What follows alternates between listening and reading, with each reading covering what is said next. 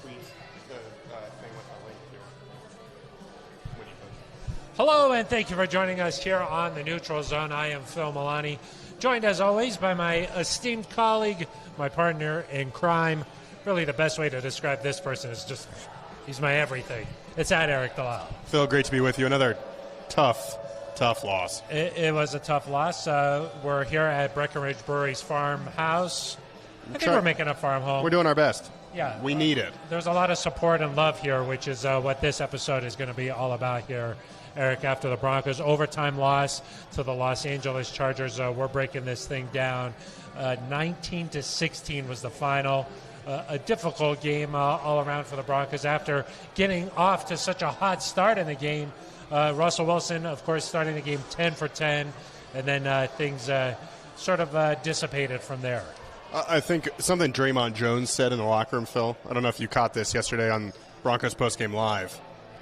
Thank you for the plug. You're welcome. One of the best postgame shows. Not one of the. It is the best postgame of show. any sport, any team. If you're team. looking for Broncos coverage after the game, there's only one place to go.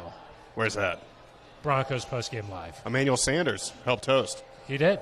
That's right. Anyway, Draymond Jones after the game. Did you hear what he said? No, I didn't. He said, it feels like, when you're winning, you find a way to make those plays that help you win. And sometimes when you're losing and you're in the muck, you're in this you're stuck in a losing streak, it feels like you just have all these plays that lead to you losing. And obviously that sounds a little bit obvious, but I think it speaks to where the Broncos are right now.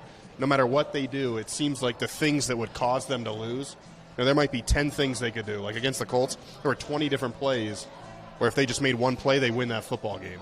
Right now, though, they're finding ways to lose, and it's hurting their season. I mean, it's put them on the brink here. One thing I want to get into a little bit later on in the show is just the difference between the Colts loss and the loss to the Chargers, because I do think there's some differences here. A week later. I think there's more going on. On the road.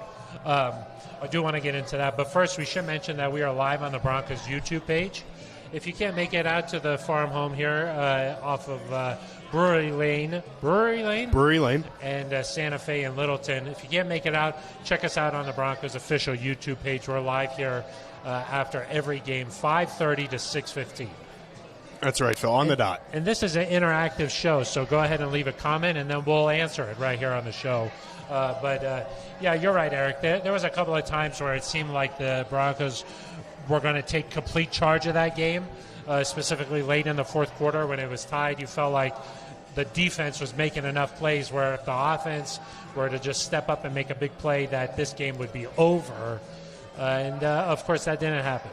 Yeah, I mean, you think of the Baron Browning interception in particular, I think. The interception, fumble recovery, of course. Impressive to do all three. He did the trifecta on one play. Pad the stats a little bit. Add a fumble recovery in there. It felt like there was one of those moments where the Broncos defense had survived against the Chargers offense, Phil, that had been on the field a lot. Yeah. And all of a sudden, they have this chance to take a 7-point lead, to change the tone of the game. And again, they can't find a way to do it. And that's one of those situations where you mentioned the Broncos they can't quite make. I think Russell Wilson said it. You've got to make those one or two game-changing plays, the one or two plays that, I can't remember quite the word he used, but the games the plays that are going to determine the outcome of the game. They had one at the end of the first half. They move the ball down the field. They've got two shots from inside the 10-yard line. Throw it to Greg Dulcich, just off his fingertips. I mean, those are the plays where if you make one of those, maybe we're sitting here today and saying, Broncos are 3-3, Phil. We got a chance to move to 4-3 with the Jets coming to town, and instead you're looking at 2 games below 500. You're looking at falling back in the AFC playoff picture. And it's disappointing because the Broncos had a chance here, with as muddled as everything is, to kind of be right in that mix, and now they see themselves kind of on the outside looking in.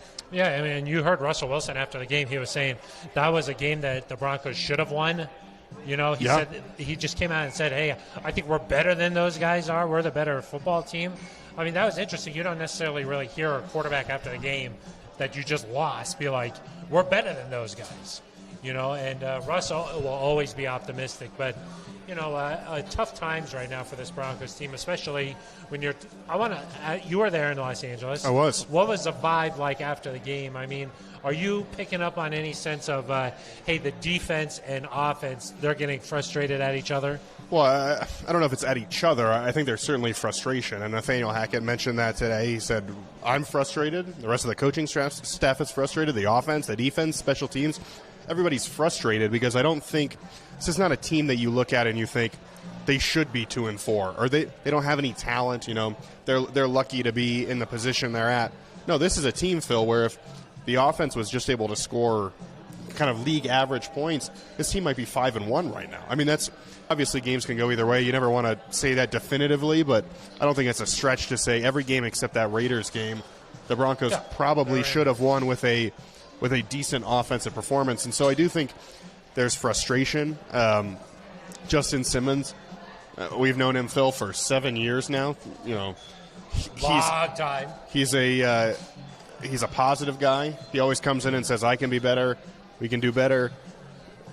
He was as dejected as I've ever seen him. And listen, because of the way the last few years have gone, Phil, there's been plenty of opportunities for these guys to be dejected. I mean, there have been some bad losses over this stretch, but I just think that the continued, and he said the definition of insanity is doing the same thing over and over again.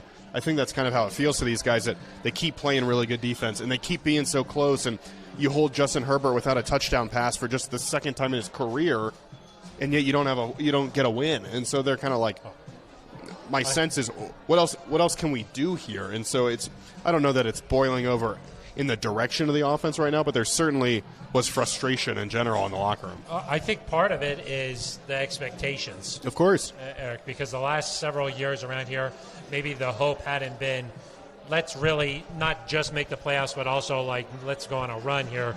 There's been a lot of talk. There was a lot of talk about that in the offseason. And so for a guy for like Justin Simmons, for guys like Cortland Sutton, Jerry Jeudy, these guys who haven't experienced winning in the NFL, when you have that hope at the beginning of the season, you feel like things are finally different, and they're not different, that's when you get dejected like that.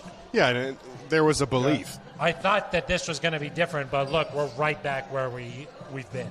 Yeah. There was a belief coming into the season that this was going to be, and listen, it's always a little bit harder, I think, than you expect it's going to be. But there was a belief that they're going to win some of these football games. They're going to be in position to make the playoffs. And it is still early or midway through the season, not quite. 3 teams last year made it after being 2-4, so it's not impossible. But the Broncos, they've got to figure it out really quickly. And I think one of the frustrating things from my perspective, Phil, is that, and we talked about this earlier, the defense is playing at such an unbelievable level. I thought coming into this year, maybe the defense can just, if the offense is scoring 30 points, can the defense just hang in there? I mean, that was my hope. That was that's the reverse. That was the way a lot of people talked about it was, hey, Vic Fangio's leaving. This defense is probably going to take a little bit of a step back. They're going to need to just be able to make a key stop, get a key sack, force a turnover, in a big moment, and find a way to complement this offense. Well, instead, this defense is way ahead of where I thought it would be, where most people thought it would be. They're carrying this team right now, and you just hope the Broncos can figure it out offensively so that they don't waste this sort of defensive performance, because, Phil, this defense is good enough to win a Super Bowl. Oh, most definitely. Yeah, I mean, they say defense wins championships. And this defense is good enough to do that. But you need competent offense. Yes. Competent, complementary. If the Broncos could just average even 24 points a game the rest of the year, they'd be in a really good spot to, I think, make a little bit of a charge here, see what happens. You've got some really tough opponents down the stretch, and I don't want to jump too far ahead because they got to win these next 2 to even have a chance. But like people talk about the Ravens, the Chiefs, the Rams, the Chargers again. If the Broncos defense plays this way, they're going to be in all these football games, and so they've got to just find a way to be better on offense. And listen, everybody's tired of talking about it. Yeah. I mean, all of these games have been very similar. You know what I mean? Just the great defensive performance, the offense trying to do just enough, and then it comes down to like 1 or 2 plays at the end of the game that are highly criticized, highly scrutinized, that we end up talking about, okay, this play, we talk about it all week long. And for some reason, all of these games have followed a similar theme. Well, it's because the offense has followed a similar script too, where they haven't been able to sustain anything. They'll have a big drive here, a big play here. That feast or famine mentality has stayed with this team, but I think it speaks to the defense that bad. That's the only way to put it. For as bad as the offense has been at certain times, they've been in all of these football games, and so I don't know. Maybe they have a down week, 1 week where they play Kansas City and Kansas City just rolls. But I think as people look ahead and they say, "Oh, it's a tough slate at the end," I think they're underestimating that this Broncos defense is going to keep you in games. Now, the offense has to be better to take advantage of that, but you're going to have chances all season long to win games, and you hope at some point you can turn the tide. Yeah. I want to talk about one more topic here, and then we'll get to some of the questions here. We got some questions rolling in as we are live on the Broncos YouTube page. Eric, I think one thing that a lot of Broncos fans are asking themselves here on this Tuesday, after the Broncos have lost 3 games in a row, they've dropped to 2-4 on the season here. Do you think it's more of something isn't quite right with Russell Wilson because we see some open receivers, we see him not maybe detecting where the blitz is going to be coming from? Those things I think tend to fall on the quarterback and the operation of the offense, or do you think that it's more of the play calling and the design where he's not quite comfortable in it and there's not options here and he's taking these sacks? And where do you think that it lies on?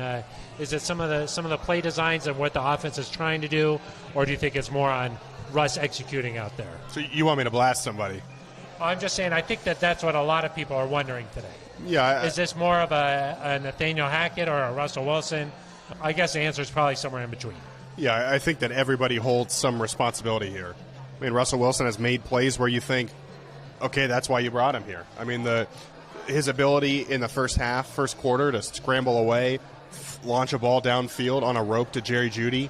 Next play, you're able to get a wide-open touchdown. I mean, that's great by Russ. That's what you want to see. Then there's other times where, it looks like a guy's open. He's not able to find him, or, he is open. Or, he's open. Or you can't. It doesn't seem like you're on the same page with a Jerry Jeudy. I mean, those things have got to be corrected. I also think from a play calling design standpoint, there's times where it's 3rd and 1 in overtime. You've just run the ball twice to get 9 yards. Should you run the football again? I think a lot of people would say yes, but of course, the double-edged sword there, Phil, is that if you run it 3 times in a row and you don't get it, people are like, why don't you give Russ a chance to throw the ball? So I think what's happening right now is there's a confluence of nice word. Thanks. There's a lot of factors that are kind of all combining to create a worst possible scenario where if it was just one of them, maybe the Broncos could overcome it. But unfortunately, you're seeing breakdowns from an execution standpoint at nearly every position. And then you're seeing times where, maybe the decision isn't right or the call isn't right, and the Broncos are being put in a tough spot.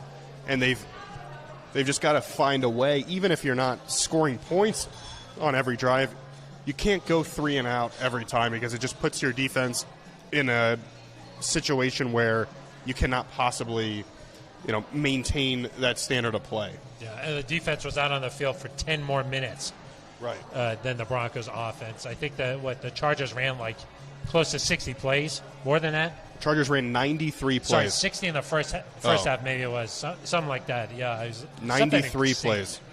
Yeah, that's a lot of plays. It's a lot of plays. That is insane. It's more than 90, less than 100.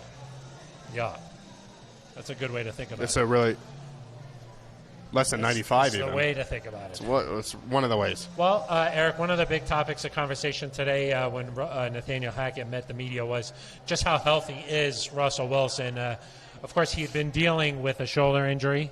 Seemed like he maybe was getting past that limitation. Heading into the game, he wasn't even on the final injury report last week. Yeah.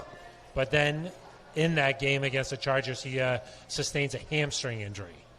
Yeah, I think you could tell late in the game that he wasn't moving quite the same. They ran some design runs there in the fourth quarter. I believe a couple of them picked up first downs there. The Broncos actually had a little bit of success, and then they kind of bogged down near midfield. A little bit of a read type of play. Yeah. Picked up a first down. He ran it again, I believe, once they got a fresh set of downs. That was probably the closest the Broncos came to scoring, other than the interception that led to the field goal. But, yeah, I think the hamstring was a concern in terms of him getting out of the pocket, moving around. Nathaniel Hackett said we had to adjust the play calls a little bit to make sure that he was able to do some of those things. And, Phil, he's day-to-day right now. We'll see what his status is against the Jets.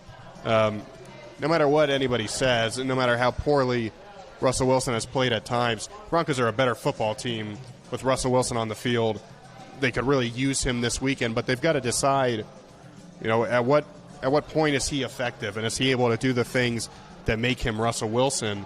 If he can't move at all, and again, that's speculation, we don't know at this point, but if he can't move in the pocket or escape outside or avoid the rush, then some of the things that make him so good are taken away. And so it's not just, hey, is he healthy enough can you pass the trainer's test? It's also, is he healthy enough to be effective? And that's another thing to watch as we get close to Sunday. That was sort of an answer here to DC Review's question, should the Broncos let Brett Rippon take a chance at this thing? Nathaniel Hackett did not want to get too much into what was going on with the hamstring. He was asked about the MRI. He said, we're still working through it. I don't know how long it takes to work through an MRI, but he clearly did not want to get into the extent of Russell Wilson's injury. Yeah, I mean, some of that is, as a media member, it's okay to push and to ask those questions. But if you ask, hey, did you get an MRI? And the coach says, yes, and that's all they offer, they're probably not going to give you a lot more when you follow up and say, what did the MRI say?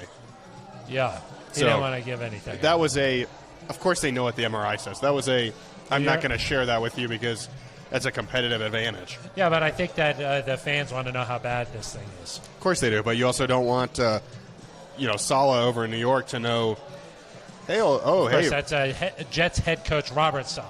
Of course. Used to be with the 49ers. That's true. Used to be at Central Michigan, I think. Yeah. Where was he born? With, Brian Kelly, I think that is. Are they friends? I don't know. Maybe they're not so good. I think bad friends. Bad friends, maybe. But yeah, I mean, there's a reason. You're not going to parked car situation. You're not going to come out and say, was it Brian Kelly? I don't even know if that was Brian Kelly. I think that it was. Was it Brian Kelly? Was it not? Fact check Ben Swanson. I think that at the end of the day, Ben Swanson is here behind the scenes. That's right. He's not the only one. Amanda, what's her last name? Gerlach. She's here. She's here. Always. Gets the show on the air here. I mean, I think Russ is. It's quite possible that it goes all the way up to game time. If he doesn't want to give away the extent of the injury, then yes, I would imagine it's going straight up to. Right. And so that's why I said I think it's probably going to go up to game time. You probably won't know one way or another. Competitive advantage. Sure, of course it is. Yeah. I think that it also didn't seem entirely clear that Brett Rippon would start. He said we've got Brett Rippon, we've got Josh Johnson. Are you suggesting that maybe Brett Rippon is not the next person in line here? I mean, Nathaniel Hackett did not say, hey, if Russ is hurt, Brett's going to go. He said we've got a couple of options here. He kind of said that when they made the roster decision in the first place. I know that people are really fixated. That's interesting. I know people are fixated on Brett being on the active roster and Josh being on the practice squad. That just means that Brett Rippon maybe is the better option mid-game to come in and be a backup. I don't even know if sure. That's definitely what that means. But I think they also thought Brett Rippon might not clear waivers, and so you've got to keep him on the active roster, whereas Josh Johnson is a vested veteran, so he could choose to come back to the practice squad. He wasn't exposed to waivers, and so instead of only getting one of them back, you can make sure you have both of them available. Yes, but in-game, you've got to give yourself the best chance to win. Yes. So you would want the best option as the backup quarterback. Correct. But that's interesting. Maybe if you give a guy a week to prepare and get ready as a starter, maybe you're saying that isn't. I mean, I think Brett has the edge, and I would expect him to start. But it was just interesting that Nathaniel Hackett did not say Brett Rippon is going to start if Russ can't go. He said, we've got Brett, we've got Josh. Yeah. He kept it open there. That is interesting. I assume there's a reason for that. Well, that's something to pay attention to as the week continues on here. If Russell Wilson, we'll see if he practices tomorrow. But we'll be paying attention to what's going on with that hammy.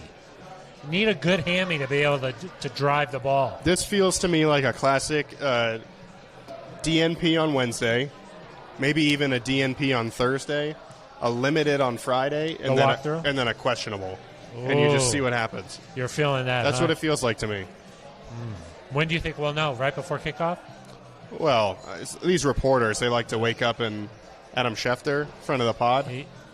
Most definitely. At midnight, he'll tweet, blah, blah, blah, is expected to play. Maybe it's one of those. I think it'll be one of those. Then you lose some competitive advantage there. Yeah. They're going to have their people up at midnight scouring Adam Schefter's Twitter. Yes. And be like, let's 100% change the whole game plan. They have game plan A and they have game plan B. Yep. Changes a lot. I would imagine if Rip is in there instead of Russell Wilson, it changes things. I think that's a really poignant observation. Thank you. I would attack this Broncos team a little bit differently. How? Although with the way the Russ has been playing, well, you would try to confuse a younger quarterback, right? But I guess the way Russ has been playing, yes. Maybe they don't want to see Brett Rippon. You're suggesting the Jets would have a better chance against Russell Wilson? I'm not suggesting that. I'm saying I'm putting it out there for debate. Got it. He hasn't been playing well, Eric. I mean, I think that it's possible that a backup comes in and gives his team a boost. We don't know how much of the injury has been affecting him. If that's what you're saying, I'm not saying that. I'm just saying. You're just saying putting it out here. You're for saying the discussion. words. I'm putting it out there for debate. But I would much rather have Russell Wilson. Got it. I think there's still, as difficult as things have been, I still think when he's back there, you have a belief that, okay, this is the time that it's going to snap out of it. Yeah, well, and even when you're not playing well, which has happened a lot this year for this offense, you still have the ability to go down the field very quickly. You know, they didn't play well against the Colts the whole game, and they were able to push the ball down the field really quickly. You just have a belief that, like, okay, the old Russ is going to come out here. I mean, you just believe that. You have a faith in it. It's the same reason why, you're thinking, okay, these are growing pains. This season's going to get back on track here at some point. It's because Russell Wilson's the quarterback. Yeah, but I mean, you don't just have to have this blind faith. We've seen it in the first 6 weeks. You saw it in the first quarter. Yeah, but Eric, they're dead last in the NFL in points scored. I understand that, but that's bad. I understand that. I think that suggesting that Brett Rippon would come in and play better. Yeah, there's a chance that if everything else stayed the same, and this is nothing against Brett, but there's a chance the Broncos score 3 total points against the Chargers. And so, the reason they scored a touchdown to begin with yesterday was because Russell Wilson made a really impressive play to Jerry Jeudy. Yes. And then, was able to get it down the field to KJ Hamler. But I will say Nathaniel Hackett was asked directly, hey, did play calling get adjusted due to Russell Wilson's injury? And he said yes. I mean, he said that you have to make adjustments to be able to put players in the best possible situation. Russ was under fire all game long. I mean, there was pressure coming from everywhere. The Chargers were sending guys up both A-gaps. There's not much you're going to be able to do in that situation. Uh-huh. So, I understand that Russ struggled and he was limited with his mobility. That's how teams are going to attack him if he's not ready to go. So if he's not able to be Russell Wilson, then maybe Rip is the answer. I mean, it doesn't matter who is at quarterback in that situation. If you don't make an adjustment, if you don't block guys properly inside out. Maybe they couldn't make the adjustments necessary because Russ was limited there. I mean, that was the blitz you're referring to, the Drew Tranquil that came right up the middle. Twice it happened. Yes. Yeah. Neither one of those was a mobility thing. Drew Tranquil came through untouched. Yeah. And was in Russ's face. I mean, Russ could be – no quarterback in the league is getting away from that. You're not able to roll the pocket out. You're not able to make that guy think twice before just blowing up the line. You're just not making the necessary adjustment. He was just coming through on – he didn't care what was going to happen there. Right, and if the blocking scheme picked him up better – I don't even know what you're really supposed to do in that situation because the running back picks up the one A gap, the other one comes free. I can tell you what you're supposed to do. Tell me. the center is supposed to get one of those guys. The guard is supposed to work inside, whereas on that play, the guard went to get the guy coming outside. The tackle comes inside to get that guy, and you let the quarterback adjust to a free guy coming off the edge because it's which they can't really do if Russell Wilson can't move. If a guy is coming off the edge, you got more time. You got more time. You got more time to get rid of the ball. You got more time. It could be a broken play. You throw it away, but you're not sacked. Whereas if you let someone come straight up the middle, there's nothing you can do in that situation. And so that's not on that particular situation is not on Russ's mobility at all. That's on. It's possible that they were like, look, we got to protect. I mean, he's not going to be able to move. We got to worry about this guy on the outside. I mean, why would it happen twice if it? Because there was a breakdown in terms of blocking. Twice. Correct.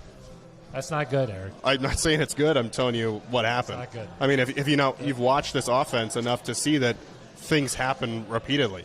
You would have thought after 11 days of talking about we can't have pre-snap penalties, we can't have negative plays.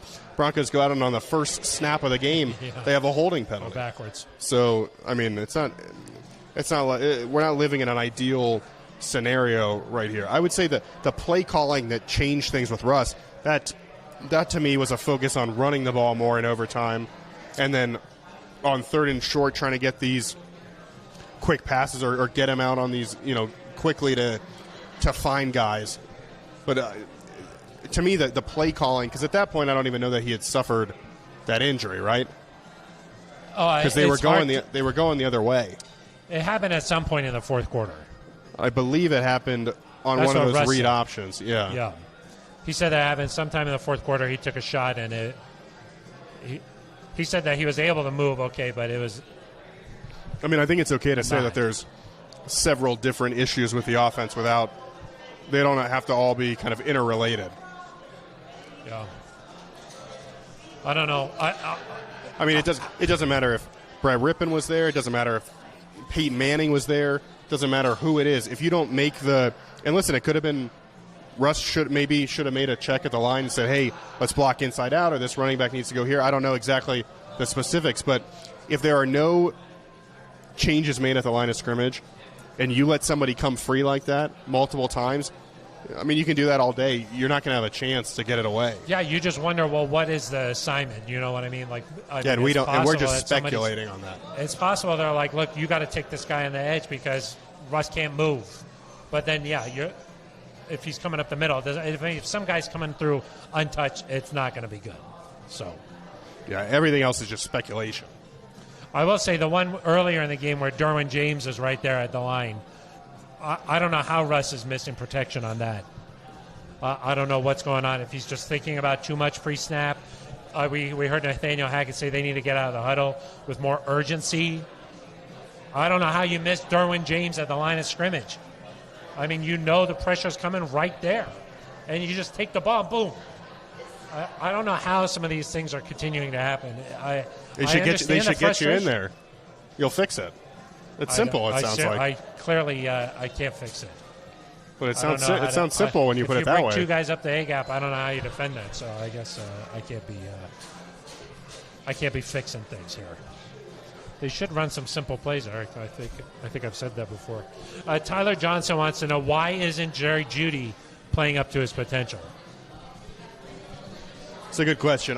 Again, I don't want to speculate here, but you feel like some of it is a mental thing, and I don't mean that in terms of knowing the playbook or anything like that. But there are some times when he doesn't seem ready for the football. There were a few times where he had not got his head turned around. There was the play right before the end of the first half where Russ is, it's a quick snap.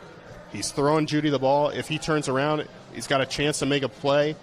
The ball has hit the ground behind him before Jeudy turns around to look for the ball. What do you think that's about, timing, or I don't know. How does that work? I don't know if that's timing because it doesn't seem to impact other receivers the same way. We've not seen, at least in my mind, the consistent disconnect that we've seen with Jerry and Russ. And Phil, listen, that has not been that's not new. Yeah. That was something that we talked about, a couple of years ago? With Drew and Jerry, we talked about it a little bit last year. with Teddy and Jerry getting on the same page when he came back from injury. I don't know if it's staying locked in on every single play. I mean, we hear Pat Surtain say it's hard sometimes when you're not getting thrown at to stay locked in, but you always got to be ready. It's the same thing from the wide receiver position because there was one of those drives. It might have been overtime. It might have been the fourth quarter. I can't quite remember. Judy ran a deep play, and I think on 1st and 10, 2nd and 10, Russ took a shot down the field. And if Judy is tracking the ball, there's a potential he's either going to catch it or draw a pass interference call. And instead the ball just kind of, harmlessly falls to the ground. You can't miss those opportunities. I mean, you think that's just simply Russ is needing to get rid of the ball faster, so the timing that they've been practicing all week long. I mean, Jerry knows when the ball's supposed to be coming. So you would imagine that, he knows the yardage. He knows when his head's supposed to be whipped around. He knows when he's open. They practice this all week long. I mean, what's the problem here? I'm telling you, I think it's a focus thing. That's my the timing's been being disrupted here. Because I mean, if you look at it, I didn't see those same issues with anybody else. Yeah. You didn't see it really with KJ Hamler this game. They connected on the one deep shot. You didn't see it with Greg Dulcich, who has had 1 week of practice. Yeah.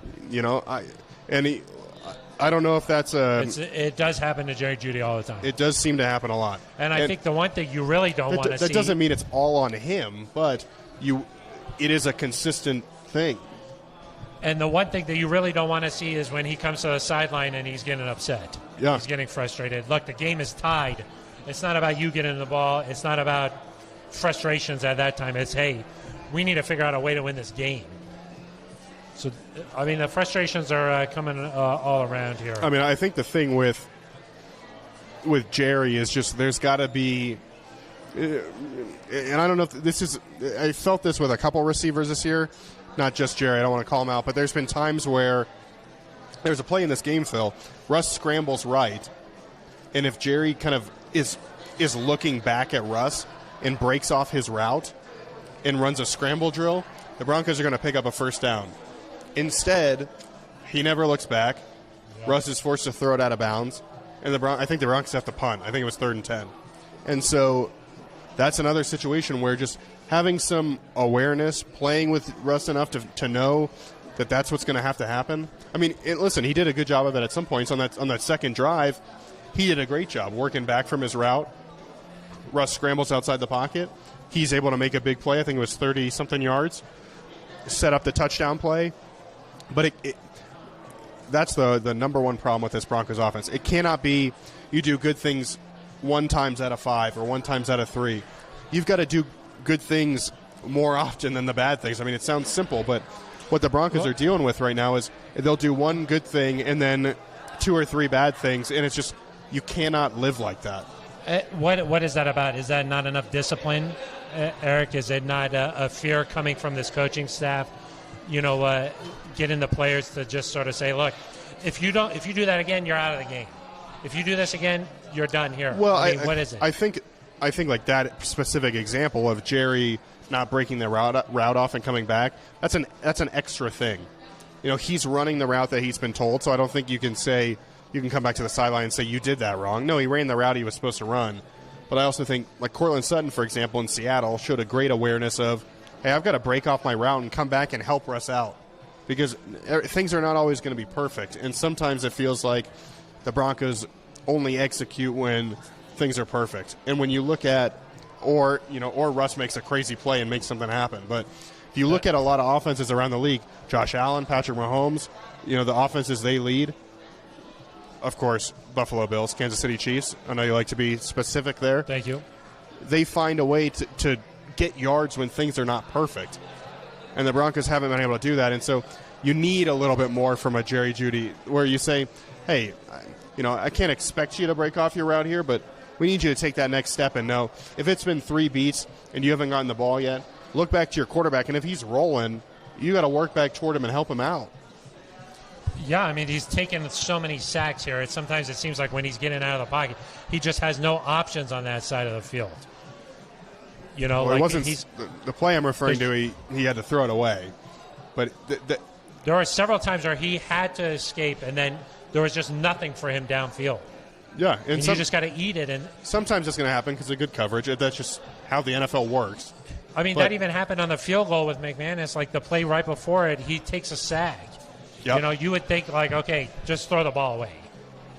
But it sets up a harder field goal. McManus makes it, but it's like that could have been a huge play in the game. You take a sack, make it a harder field goal. If he misses there, it's like, what are you doing? Yeah. I mean, there's just a lot that just doesn't seem like it's all working. Yeah, it seems like you're putting a lot of it on Russ. Eric, Jeremy wants to know, I think the season could possibly be saved if they go 4-4 into the bye. Yeah, I mean, there's a chance, of course, but you've got to do it. And at this point, I expect both of these games to be close games because the Broncos haven't shown the ability to blow anybody out yet. And so you've got to make critical plays in critical moments. You've got to find a way to Zach Wilson has played pretty well so far. They've run the ball well. They've played good defense. You're in for a tough game this weekend, so you got to start there. And then Trevor Lawrence, obviously a number one pick. He's talented. The Broncos certainly can win both of these games. They probably should win both of these games. But unfortunately, so far, Phil, what they could do, what they should do, that hasn't necessarily been what's happened. And so, yes, if you get to 4-4, you can look after the bye and say, okay, well, we got the Raiders at home, who we played close on the road. We get the Chargers at home, who we played close on the road. We got the struggling Cardinals. You can go through it like that, but you've just got to start to show that you can do it because a loss this weekend, if it drops you to 2-5, you're going to have a real difficult time not just splintering, I think. And at this point, the confidence factor and the fact that you believe they can turn this thing around, it's starting to fade a little bit. Yeah, I mean, this was never a game when you looked at the schedule that I thought they should win yesterday. Yeah. But when you lose games against the Seahawks, when you lose games against the Colts at home, you've got to win some games that you weren't expected to win, and they didn't do that. There's two ways you can think about it. They lose by 1 point to the Seahawks. They lose 2 overtime games. I mean, you could think about it in one way that, look, this team's really close to winning some of these games. I think that's the optimistic way to look at it. The other way is if you really look into how the operation of everything, how it's all unfolding on the field, I think you're a lot less confident. After you see how difficult of a stretch this has been for them to just execute. Yeah, I mean, I don't necessarily agree just because I think the defense has been playing so well that's the reason you're in all these games. Yeah, but I mean, it doesn't feel like they're close to going on a stretch or something, or it doesn't feel like, hey, they're back home, they're going to play the Jets, this should be a win. It doesn't feel like No, it doesn't feel like that, but you need to get a win here, and they're certainly capable of that, and it's going to be a close game. I don't see any situation where unless, say Brett Rippon plays and you turn the ball over a couple times. They did not turn the ball over yesterday, other than obviously the last play with I don't see a situation where the Jets come here and they win by 2 touchdowns and they blow you out. The defense has been playing too good for that. They've been within 3 points every fourth quarter, right? I believe that's true. Every fourth quarter this season, it's been within 3. 3 of their losses have come by a combined 7 points. I mean, they've been right there, and so I think, you're right. They don't feel like they're about to go on a run, but you don't have to go on a run here to beat the Jets and the Jaguars, who are 2 teams that, are kind of in your class right now. I would say, and so if you can just play good defense, capitalize when you can at home, it's a maybe not a game that you feel great about, but it's a winnable game. And then you get to the bye at 4-4, and after that is when you hope, hey, we need something to click here where we don't need to score 30 points a game, but we need to score 24 points a game. And if you can do that with this defense, then you think, okay, well, maybe we do have a chance of going on a run. But these next 2 games, I think, Phil, are going to be a grind. Yes. It's going to be similar to what we've seen, I think. Yes. I would be shocked if they come out, especially with Russ hurt, and just start scoring 35 points a game. I mean, it's going to continue to be a grind, and you've just got to find a way to somehow fight through that and win games that aren't going to be pretty. We got about 3 more minutes left in this show, Erica. Let's wrap up here with our friend Brandon Walker. The the Broncos had 11 days to get ready for this game. We thought that there was going to be some major changes. We thought that this was going to be a different looking team. I mentioned this earlier in the show, the difference between the Colts loss and the loss to the Chargers last night. I think that the Colts loss, maybe it felt like, hey, this was a short week. There was a lot of different things going on. It was kind of an inconsistent game all around from the Colts and the Broncos. No real flow to that game. You chalk it up to that. But this Broncos team had 11 days to get ready for this Chargers game. You thought things were going to be a lot different. Brandon wants to know, what do you think is a major change that needs to happen now heading into this Jets game on a short week here as the Broncos try to get this thing back on the rails? Well, I mean, I'll disagree. I think the Colts loss is still a worse loss. Do you not? I think there's a lot of things that are outside of what actually happened that you could chalk that game up to. Like how we've talked so much about how regimented Russ is. He likes his routine, the way he does everything, getting ready for these games. The Thursday night thing maybe threw him for a little bit there. He was still battling the shoulder. I mean, I think that there's a lot of non-football things that you could look to and say, okay, that's maybe why you lost that game. I think that with 11 days to prepare, there was no reason to, especially the way that they jumped out and got ahead. They got a lead. You would think that this team with a lead is in a better spot than trailing. I think the Chargers last night was a worse loss. I mean, even after the game, Russ came out and said that was a team that we should have won that game. That's a team that we're better than. He didn't necessarily say those things after the Colts game. Yeah, I mean, I don't even think there's a question. The Colts are not as good as the Chargers. You can argue that, but the actual games themselves, they should have won that game last night. They had 11 days to get ready for it. They should have won the game against the Colts too. Yeah, but that game just was so inconsistent. They were never up 10-0 in that game. Like there was just not. There was a lot of non-football that you could just chalk that up to, is what I'm saying. Yeah, and I won't. I think that the Colts game was a worse loss. You held that team without a first down, I think, in the first quarter. I mean, you had a chance to really just jump on them. Justin Herbert. They had a chance to jump on them, but they didn't. Right, which makes it a worse loss. Justin Herbert is a top 5 quarterback in this league. They jumped on the Chargers, and they still lost. Right. It's a road game against a team that is currently poised to make the playoffs. The Colts are not nearly as good of a football team as the Chargers. I agree with you there. It was at home. The Chargers are better. Right. So but the loss itself was worse. The way it unfolded was worse. We can just disagree on it. Okay. Well, what's got to change, Eric? You tell me. You got the answers. You tell me. You got the answer. Tell me. I think that they need to be able to get the ball to Cortland Sutton more than twice in a game. They need to figure out ways to get the ball to those guys and let them do things. They need to, if it's Latavius Murray, if he's the number one guy, get him the ball in 3rd and 1 situations. Find a way to stay on the field a little bit longer.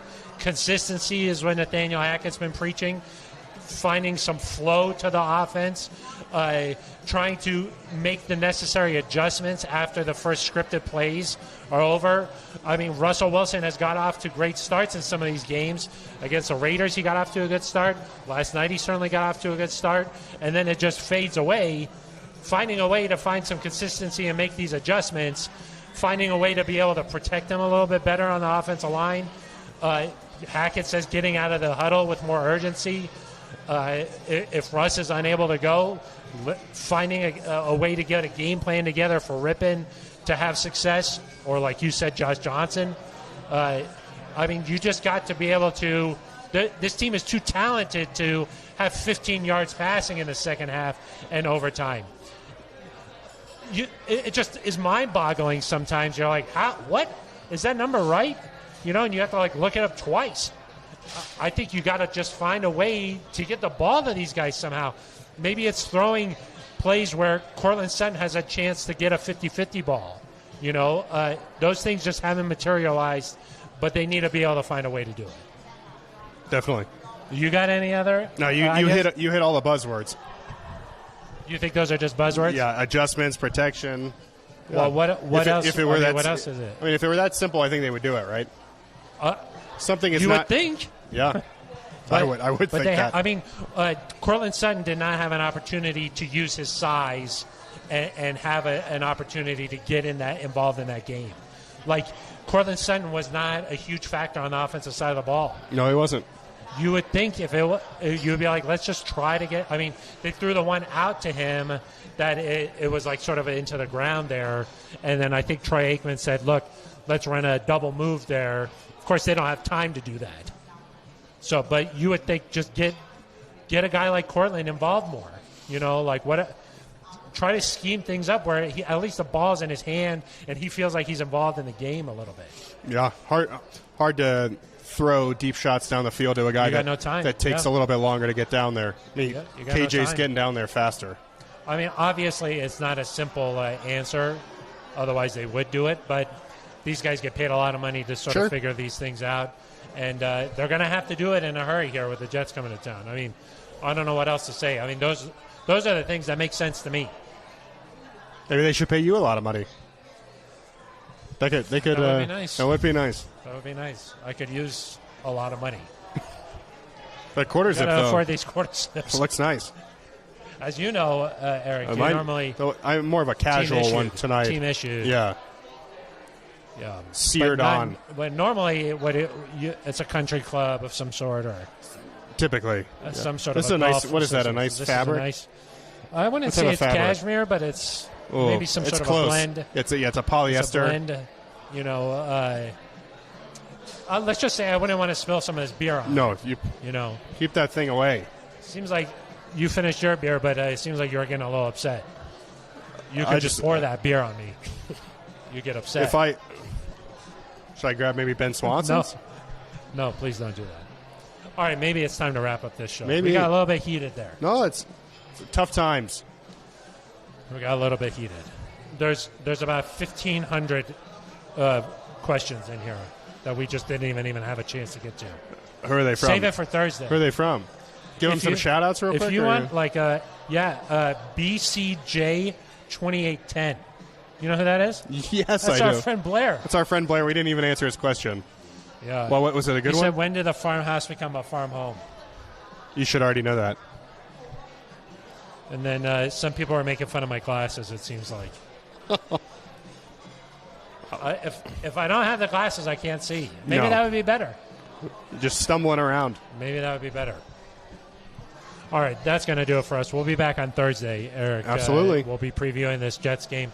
I'll have a much more detailed game plan for you. Please print it out, laminate it, collate it. I'll get with Nathaniel Hackett tomorrow. We'll figure this thing out, and I'll send it to you. He'll be like, my goodness, why didn't you come to me sooner? You have all the answers. That's true. I don't pretend to have all the answers. You'll be like, I'm right down the hall. Yeah. You're like, I'm moving you into my office.